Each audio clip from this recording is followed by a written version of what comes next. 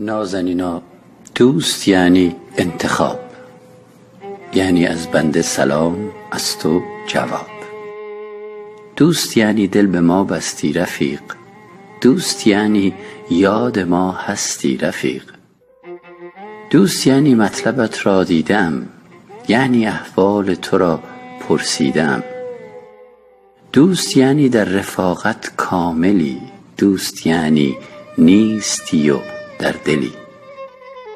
دوست یعنی دوستی را لایقم، تو حقیقت من مجازی عاشقم. دوست یعنی کار و بارم خوب نیست، تو نباشی روزگارم خوب نیست. دوست یعنی بغض لبخندم شکست، دوری و جای تو گلدانی نشست.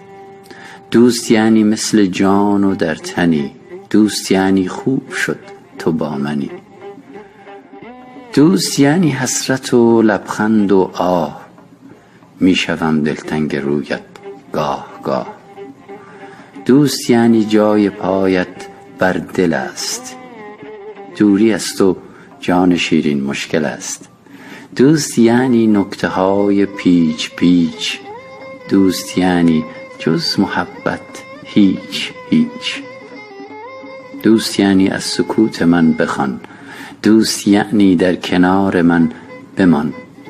دوست یعنی خنده های ریز ریز، دوست یعنی دوستت دارم عزیز.